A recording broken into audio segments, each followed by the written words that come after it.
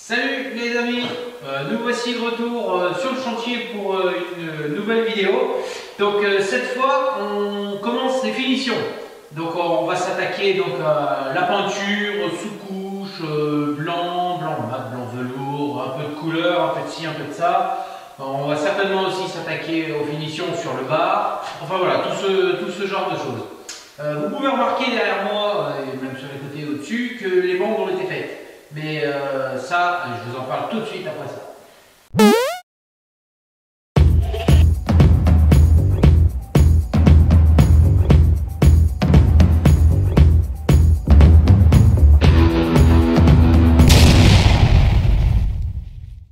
Voilà les amis, alors les bandes de placo sont terminées.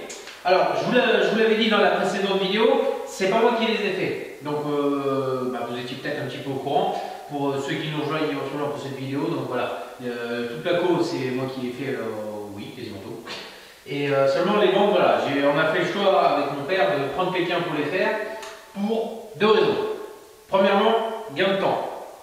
Et effectivement, ça va beaucoup plus vite. Moi, ce qui m'aurait pris certainement un mois pour faire tout ça, ça m'a pris 3 jours au gars qui est venu le faire. Et deuxième chose, la qualité. Parce qu'une fois qu'un mur placo est terminé, qu'il est peint, si les bandes sont pourries, c'est mort, quoi, ça se verra tout le temps. Donc on a préféré faire ça à un professionnel qui, c'est la garantie d'avoir un résultat impeccable. Et honnêtement, on est super content du résultat. Parce que c'est vrai que moi je ne l'ai jamais fait. Donc j'aurais pu essayer, mais déjà ça m'aurait pris énormément de temps et avec certainement un résultat pourri derrière. Donc voilà, on a préféré les faire pour toutes ces raisons. Donc bon, c'est un surcoût, hein, ça forcément, mais on parlera de ça en fin de vidéo, comme on fait d'habitude. Et oui, je voulais dire, certes c'est un coût, mais on est dans les finitions, on est dans ce qui va se voir à vie. Donc voilà, il ne faut pas hésiter des fois à mettre un peu plus cher que ce qu'on avait prévu pour avoir un résultat impeccable. Voilà, de plus, normalement, il devait juste nous faire les bandes et je devais faire le ponçage. Mais bon, il nous a proposé, ouais, si vous voulez, je peux faire le ponçage. Et finalement, on a accepté parce que c'est vrai qu'il s'est donné beaucoup de mal pour faire. On voyait qu'il s'appliquait vraiment dans ce qu'il faisait pour faire quelque chose de propre. Et on s'est dit après avec mon père, c'est vrai qu'il ne faudrait pas qu'on foire tout le boulot parce qu'on a loupé le ponçage, on a trop poncé, enfin bon, voilà quoi. Donc du coup, on va tout jeter. Voilà, écoutez, pour les bandes, on ne va pas s'éterniser dessus, de toute façon elles sont faites. Et je vous propose qu'on passe tout de suite à la peinture. Hein. Allez, c'est parti!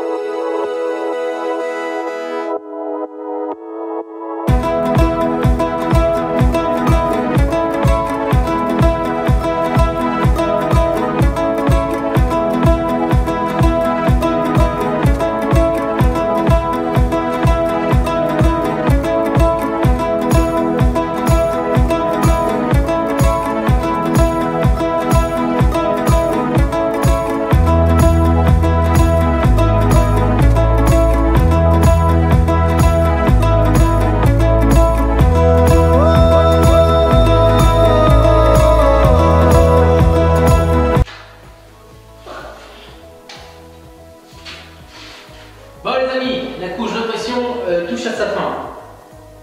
Donc j'ai à peu près terminé tous les murs que je vais peindre en blanc.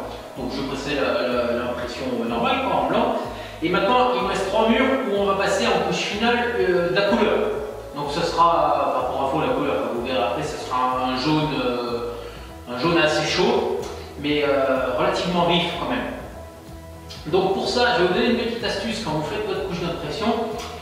Sur les murs, vous allez passer de la couleur, notamment les couleurs vives, pour éviter d'avoir à passer plusieurs couches de peinture de votre couleur pour avoir le rendu que vous voulez. L'idée, c'est de teinter votre peinture d'impression, votre sous-couche, avec du pigment noir, afin d'obtenir un gris, je ne sais pas si vous voyez bien, à peu près comme ça. Là. Voilà. Et de cette manière, vous passez votre sous-couche, ça va donner plus de, comment je pourrais dire, de profondeur en fait à l'impression.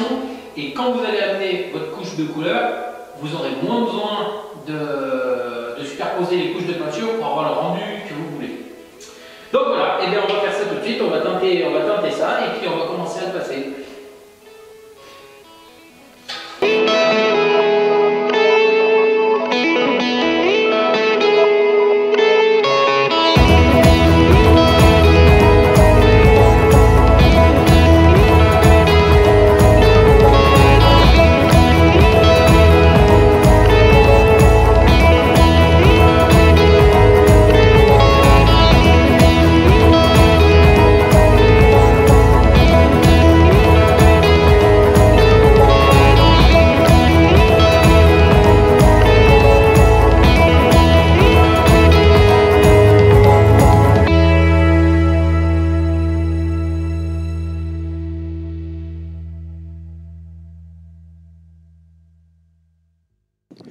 Hey les amis, on est quelques jours plus tard et on retourne au chantier et surprise, tadam! Ouais, la couleur a fait son apparition. Alors bon bah voilà, vous comprenez qu'on a avancé en caméra off. Alors pour deux raisons. La première, déjà, et d'une, c'est que la plupart des peintures, c'est pas moi qui les fais, et c'est mon papa qui est juste derrière là-bas. Et donc bah lui, il s'occupe pas de savoir si je suis là pour filmer ou pas, donc il peint. Donc comme ça au moins ça avance. Et on n'a pas les images, mais bon, ce qui m'amène à la deuxième raison, c'est que c'est sympa de voir la peinture, mais c'est un peu tout le temps la même chose, quoi. Tremper le rouleau, essorer, appliquer.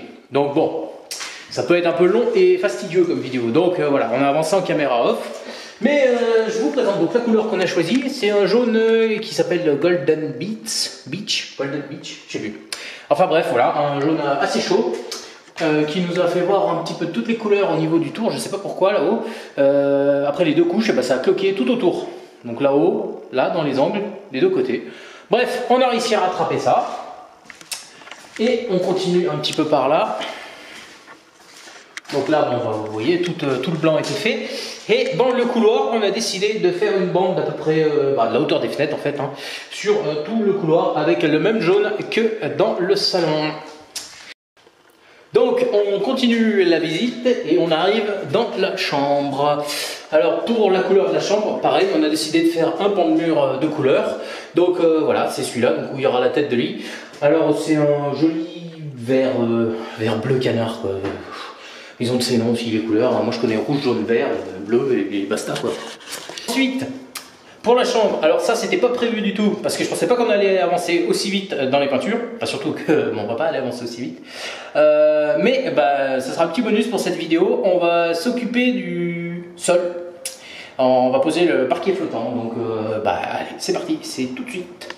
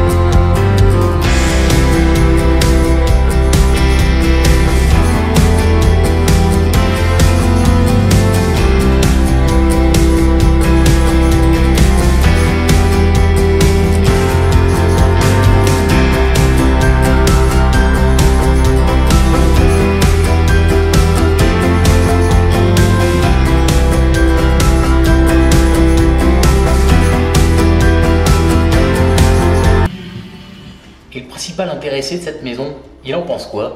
On lui demande, hein? Qu'est-ce que t'en penses? Je suis bien content. Ça avance, ma foi. C'est bien joli. Tout neuf. Tout neuf. Bah voilà tout le monde. On arrive à la fin de cette vidéo et je me rends compte, parce que j'étais en train de faire le montage, je me rends compte que je vous ai pas parlé du côté financier qu'on a l'habitude d'aborder à la fin de chaque vidéo. Donc on va le faire, mais cette fois changement de décor, on va le faire en direct de chez moi. Voilà. Donc j'ai ressorti toutes mes factures, j'ai refait mes petits calculs. Et pour cette vidéo concernant la peinture, on arrive à un coût total de 2200 €, voilà, pour arrondir. Alors attention, ça peut paraître cher, mais là-dedans, il n'y a pas que la peinture. Je compte donc la peinture, donc à peu près 320 €, j'ai trouvé. Donc la peinture, plus que quelques bricoles, voilà, d'une bâche de protection, du rouleau de masquage, un rouleau à peindre, un pinceau, tu vois, ce genre de conneries quoi. Voilà, donc 320 € pour ça. Ensuite, il y a la chambre donc qu'on a fini donc dans la vidéo, donc le parquet, les plaintes, la sous-couche, tout ça, plus 2-3 bricoles, pareil, de la colle pour les plaintes, tout ça, 260 €.